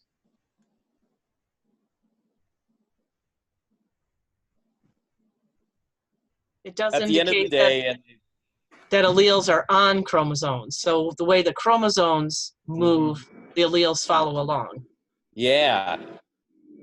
So now the natural question is how many alleles are on a chromosome? What's our evidence for that? Is it one per chromosome? Do we have any evidence? Like at this point? At this point? That's a great question. So do we think that this particular experiment can tell us if there's one or more than one? More than one, because you're talking about sex determination and eye color. Good point. Very good point. Okay. Perhaps, yeah. Well, it just so turns out that Mendel or Morgan did a second experiment. He found another crazy looking fruit fly, and we're kind of heading back into student mode for a second, where he found this crazy looking fruit fly right here. So most fruit flies look like this. So they have this gray body and these kind of big fat wings here. And then one day, just like with the white-eyed fruit flies, he found this crazy looking black-bodied vestigial wings. You can see the wings are kind of like little and teeny tiny. He found this crazy looking fruit fly. And so he did the same exact experimental design that he did for white-eyed fruit flies. Same exact experimental design he did for, like, with Mendel, that Mendel did. And he got some interesting results. So why don't you go ahead and try it out on your simulators. See what you can get.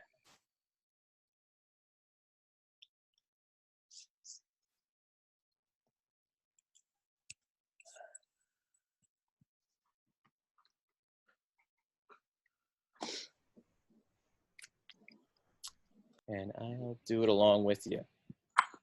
So if you go to order flies, body color was wild type.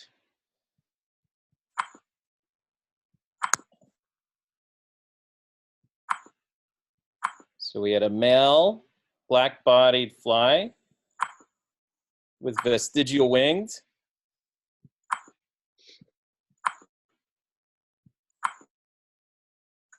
I'll do it along with you just to kind of, because we're running out of time.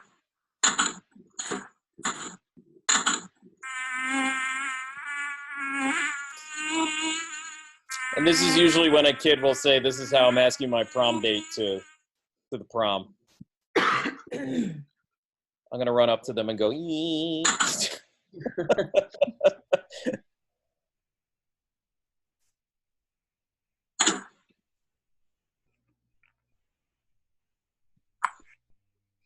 Yeah. Check this out. So what do you see?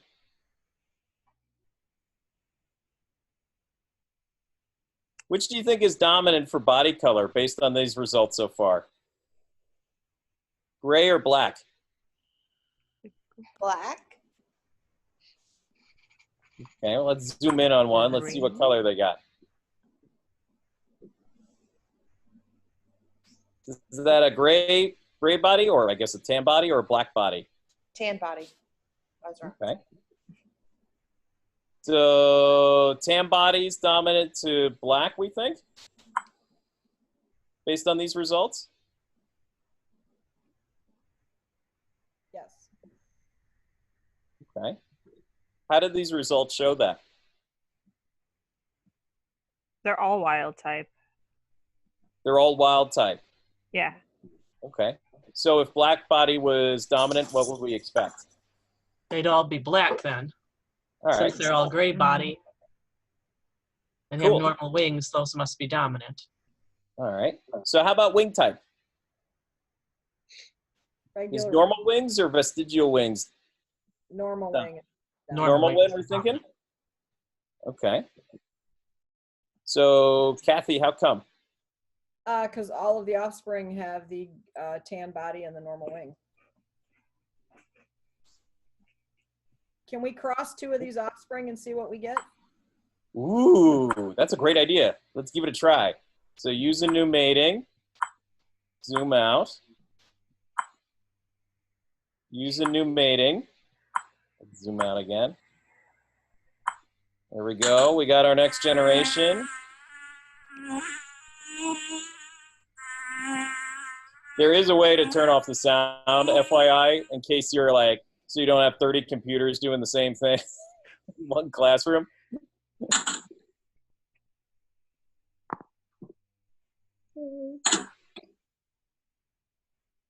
All right, let's see what we got. Oh no. There's a lot of oh no's and Too many groups, too many. maybe a couple expletives. Crap. Too many? All right, well, talk to me. What's going on here? Where did the oh no's come from? I see scrunchy faces. All the new groups, there's 8 of them. There's Liked 8 of it better them. when there was 2. Yep. It was better when I could handle 3. 3. All right. Well, so is this what we would have expected? I mean, is this peculiar to all of you? Are the ones that just say the 20 BL and the 25 BL, I'm assuming that means they have wild type wings? Correct. And the 18 VG and the 21 VG have tan bodies. Tan bodies, vestigial wings. Yeah. Okay, that's what I thought. Uh-huh. So we've got, like, if I zoomed in on this, we've got a black-bodied normal wings. So we got all sorts of combos here. So what do we think's going on with this one? Definitely more than one allele on a chromosome. That's an interesting idea. How does this show that? There's multiple groups for So how does- different, like down here you have your vestigial and black, so that's 2. Okay. And then there's So just down here? all sorts of groups. It looks like the males and the females this time are kind of the same though, because 431 and 439, 20 and 25. Like, does it matter if they're males and females this time? Then send the data to the computer and then click the ignore sex and see if the numbers are 1 to 1 to 1 to 1. All right, let's take a look. So I sent it to the computer, and you wanted me to ignore sex? Yep. All right. Whoa, 4 groups is better than 8. 4 groups is better than 8? Definitely. All right. So is this data what you were expecting? Trying really hard to stay in student mode. It's really hard. Well, what would we predict in student mode? What would we predict if, so think about what we just saw in our first generation. What was dominant? Tan body and regular wings. Okay, so we got tan bodies and regular wings. Do we think that those fruit flies were homozygous or heterozygous? They were heterozygous because they came from 2 pure breeding parents. So we would expect a 3 to 1 ratio, Okay, right? a 3 to 1 ratio of what exactly? Well, wait, we'd have a 9 to 3 to 3 to 1 ratio, wouldn't we? 'Cause it's Or 3 to 1 Right. What do other for folks think about that? 3 to 1 for their body color. So gray to black should be 3 to 1. and then 3 to 1 for the wing, but because we're talking about 2 traits at the same time, it'd be a dihybrid heterozygous cross, which would be 9 to 3 to 3 to 1, right? That's that advanced math again.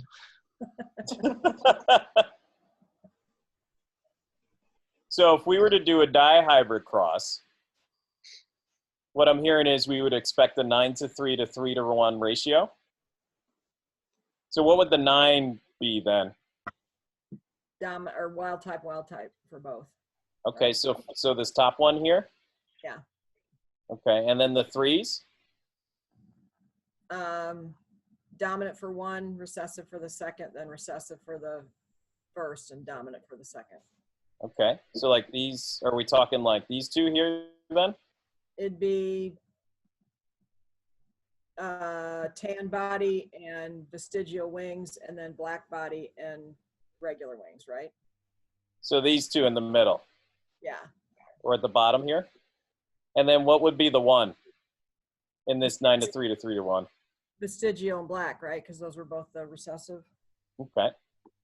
So in just looking at the numbers, do we get that 9 to 3 to 3 to 1 ratio? Not even close.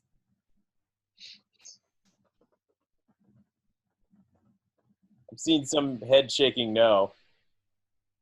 What do you think? Let's see. 243 divided by 11. Is this a 9 to 3 to 3 to 1?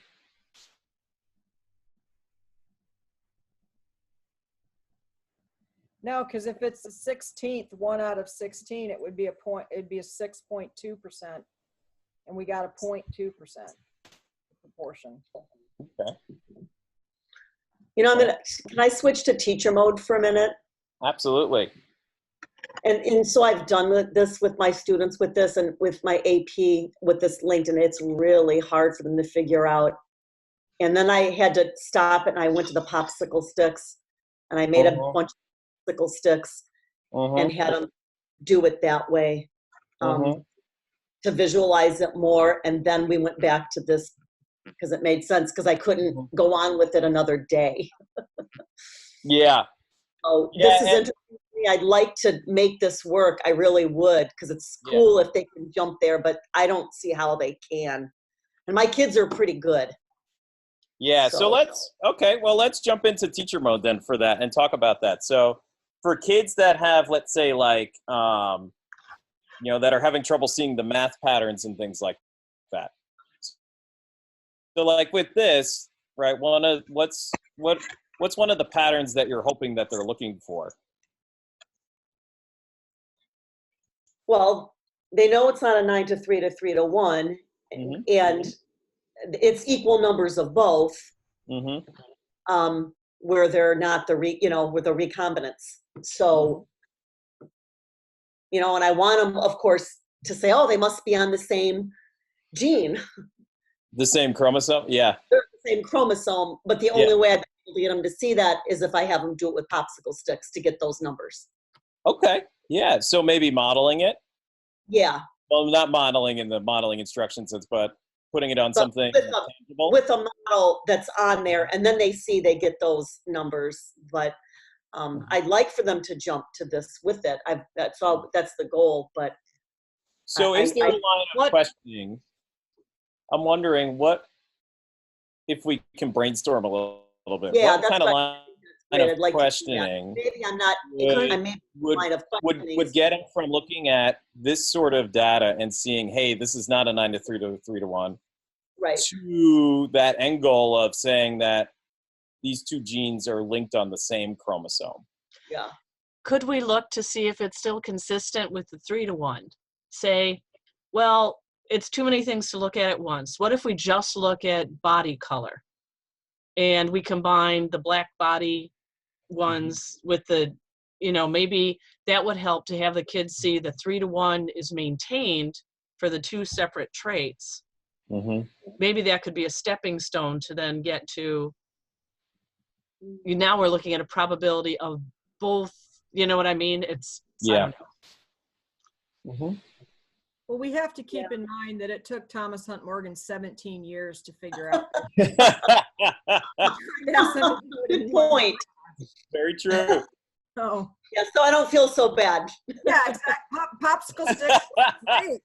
Popsicle sticks. Only he had those sticks. Yeah. Exactly. So something I asked them is that seems to help kind of get their thinking, that thought action of it is, does it look like each individual trait has an equal chance of being with the other? Okay. Yeah. Okay. Question. Very good question. Yeah. So in other words, does it look like we're getting traits, certain combinations of traits more often than not?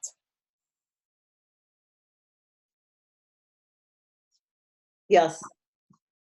Okay. I see it. Yeah. I'm writing this question down. Sure, go for it. Yeah. So it looks like the dominant traits stay together and the recessive traits stay together, usually. Okay. So it's more likely to get the two dominant traits, and it's more likely to inherit the two recessive traits than like the combos in between. So why might that be? What might be causing one allele, and I'll go back to my screen here. What might be causing one allele to kind of go with the other one into the offspring? Why might they kind of follow each other? That sex linked now? Is that where you're going back with that? Linked. Same chromosome, but not necessarily sex linked. My kids would say crossing over. That's what. And then, messed up. Have your kids covered mitosis and meiosis yet? Yes. When you've covered this, Chris? So that's a great question. Yeah. So our sequence, the way our sequence works is we start with evolution, and then we go into Mendel and Mendelian inheritance, and then we actually go into meiosis. So one of the things that I've tried to do is to come up with this sort of historical approach, because the big question is like, how do we know this stuff? Right? How do we know that the genes are linked? How do we know that that sex linkage is a thing? What's our evidence for that? So when Morgan was doing his thing, he did know about meiosis, and he did know about Mendelian genetics. So those are two things they come in knowing. Okay.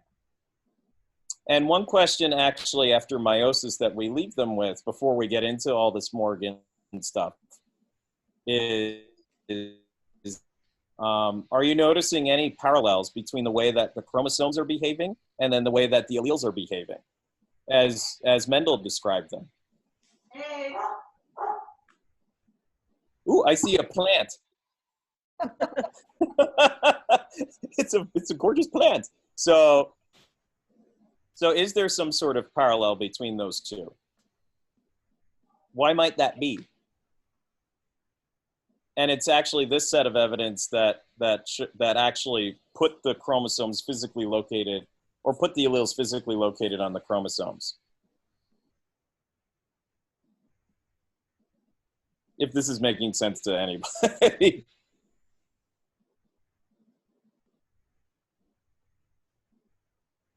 You folks have questions so far? Yeah, what is your time frame for these? Huh? What is your time frame for these activities? Like, how long does this take you for your class to do?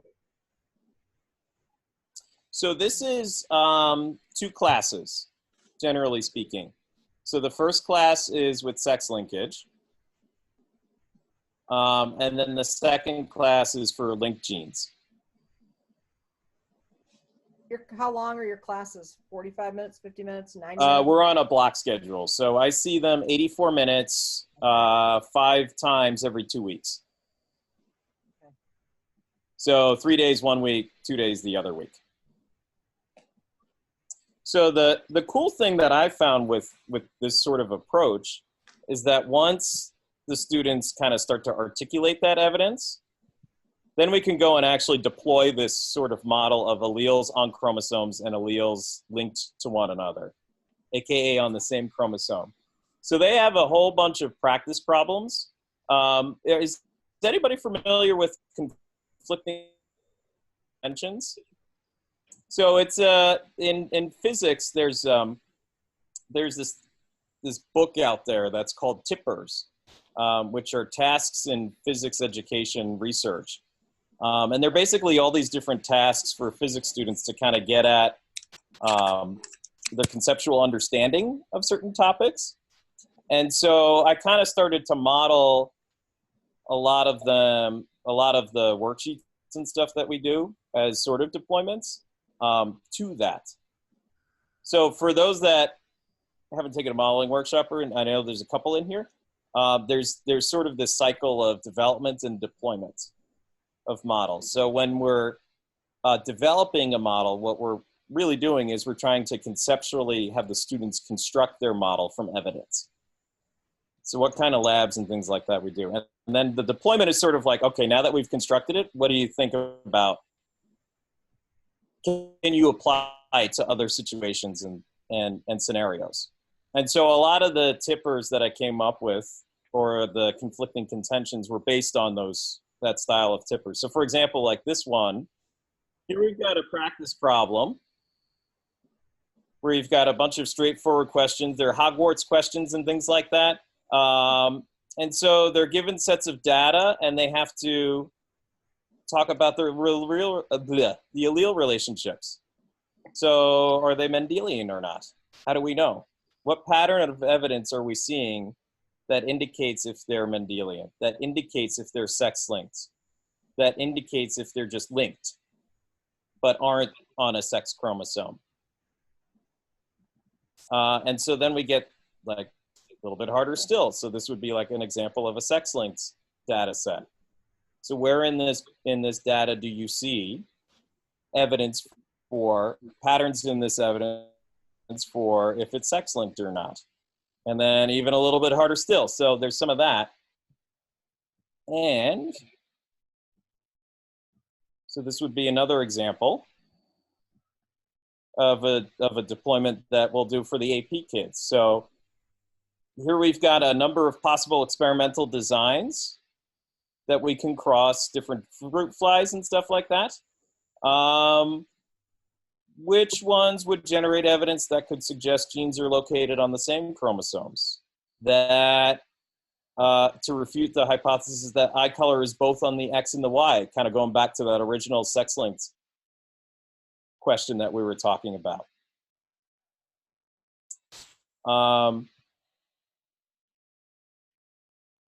And so this would be another example, like on a test. So I've given them this cell, and you've got a bunch of different chromosomes inside the cell. And there's different genes along these different chromosomes, and they have to figure out, you know, if we're forming a gamete with F and G compared to forming a gamete with A and C, is it more likely to do that, less likely? What's the relationship based on these locations? So there's a lot of different things you can do with it. But I've always found that, especially with the AP kids, once they kind of see the patterns within it and they can start to argue from that evidence, then that opens up a whole wide world of opportunities for that.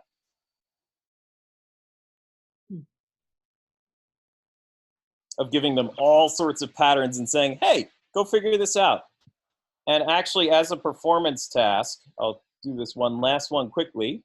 We give them a lab practical. So we'll pick 3 different genes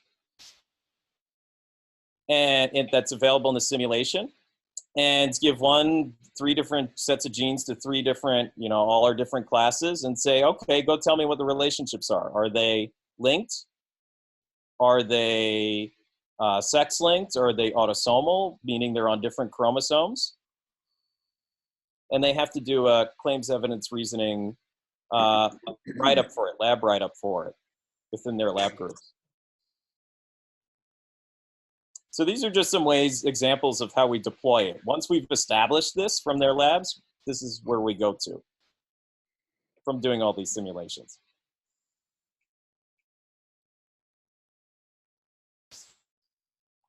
So does anybody have like questions, or I'm really curious to hear feedback and stuff, since this is kind of our first pilot and things. My kids have iPads, and so I know Flash won't work.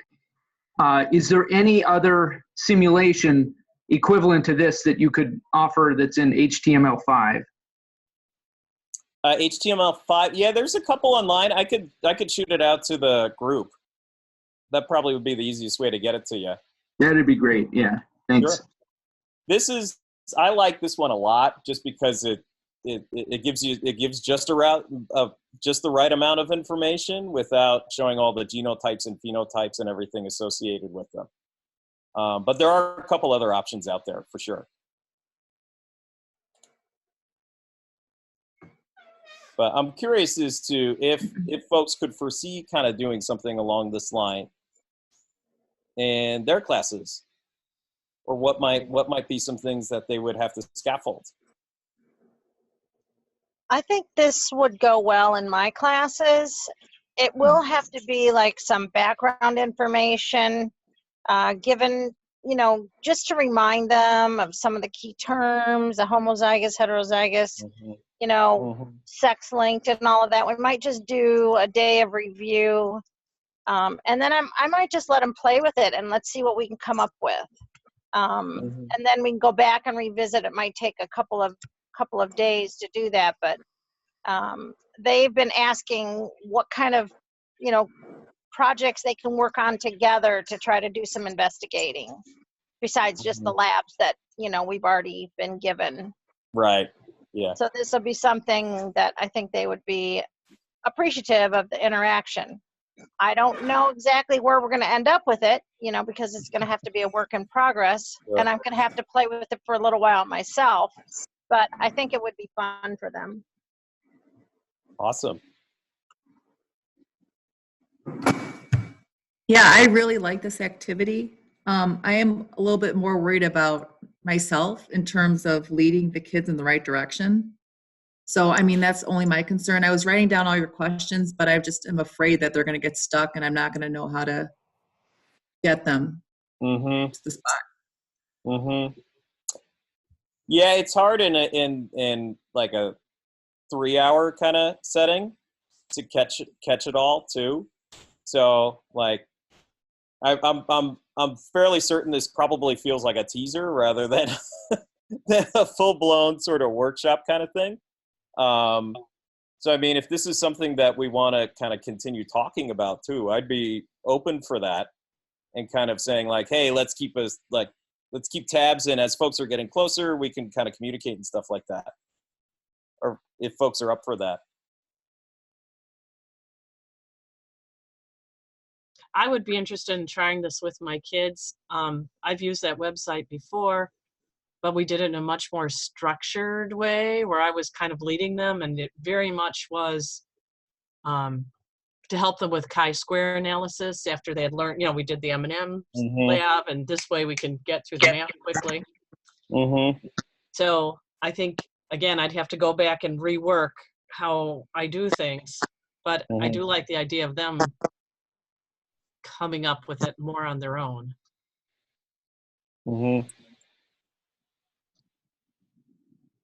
Yeah, it really does.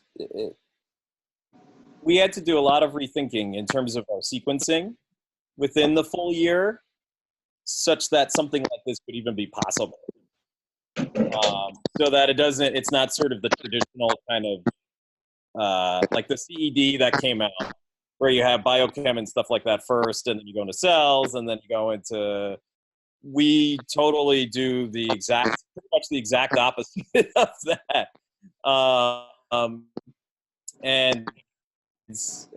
And we've had a lot of success with it, but it does take time, and it's like a lot of baby steps and rethinking just, okay, what are my lead up lessons, and how does this fit in a whole narrative for an entire year? But I'd be happy to share everything. That's great. If you're curious, I'll show this to you real quick, and then that's it. So our AP Bio curriculum is actually posted on STEM Teachers NYC's website. So we have, I do a lot of the workshops for them in New York City and kind of this area. So the way you get to it is you go to stemteachersnyc.org, and I can send this out, in the Consilience Coalition. And then at the bottom where it says join, you just hit that button and it'll fill out like a whole, it's a real quick survey, and it'll send you the password. It's all free and everything. So it'll send you the password. And when you do, just click on the historical modeling sequence. Now I'll write these directions out too for anybody that's interested. And then this is all of the units and stuff and how we do it. So pretty much everything, all these units are in a historical sequence of how things were discovered. How is it that we've come to know what we know in biology? What's our evidence for saying that? So the one we did was in Unit 3, actually. And so all the docs that I was showing you, all the links and everything are in here, including lesson plans and stuff, essential questions and GSS alignments. The whole thing's in here. So feel free to use whatever or none or however you'd like to, whatever you'd like to do with it.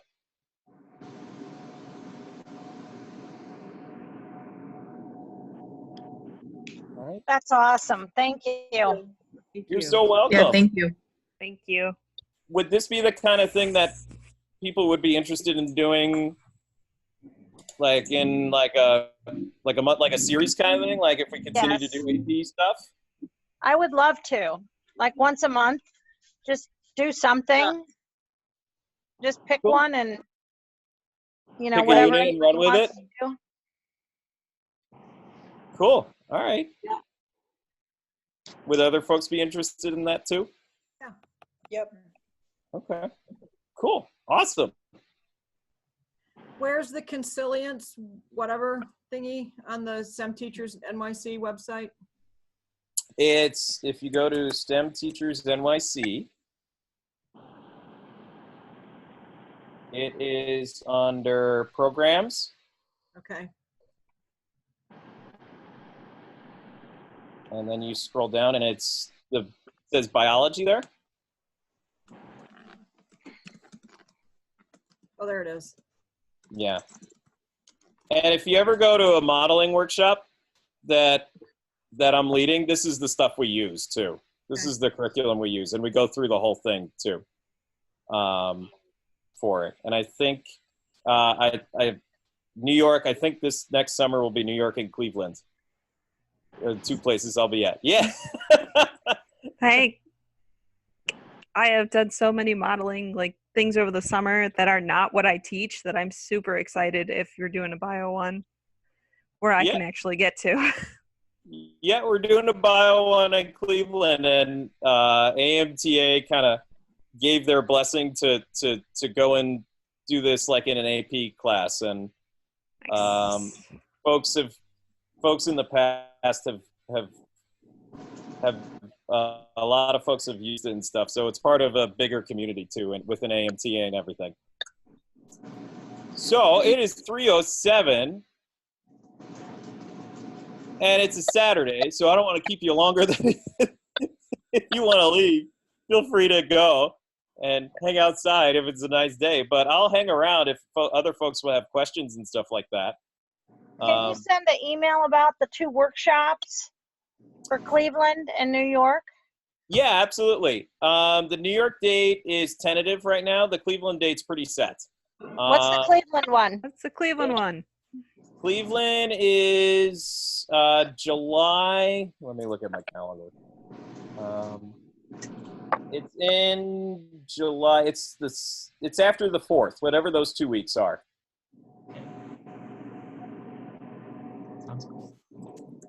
And is that one for AP biology, or is it just biology in general? Like, so it's. Go ahead. No, I'm sorry. It was cutting in and out. That's what. Oh, okay. Is it? Do you have one that's specific for AP biology, and then one that is just sort of general biology? Do you run 2 different workshops? So it's usually listed as like biology. Yeah. But these are the materials we'll be having. So one of the things we'll do is we'll kind of look at variations on these materials too, and how it could be scaffolded down to like a general level or an honors level class. Because these kinds of materials in our district are actually like being used at those levels too. Right. Okay. Yeah. So we kind of, it's, at least my thinking is it's easier to kind of scaffold down with materials than to kind of scaffold up. Yeah. Yeah, because I was kind of with you until the point where you guys were doing the dihybrid crosses and linking the gene linkage and stuff like that, because it's been years since I've taught AP Bio, so I've been just sort of teaching general bio, and we don't necessarily go into that as hard as AP Bio does. So, so that I think my students would have a pretty hard time doing. Yeah. Yeah. It's sort of the one size doesn't always fit all kind of thing. Like our honors bio classes do not go into the linkage component of it. They'll just stick with the sex linked part and look at that data and that evidence because it's a little bit more obvious. And then our CP classes, they'll look at the data. They won't necessarily conduct the experiments, but they'll kind of scaffold the data and say, okay, so what is there a particular pattern in this data, and kind of really walk through the chains of logic that are kind of needed to get to where they need to get to. Right. So there's a ton of variation out there for it. But the one in Cleveland, we definitely are going to address some of that. And actually, there's my co-leader that's going to be there she teaches out in Cleveland, and she teaches, I think, general and CP level, or college prep, or like standard level bio also. Okay. So it'll be sort of a balance, yeah. Okay. Great. And then you said there might be one in Boston as well. I think Wendy was talking about that.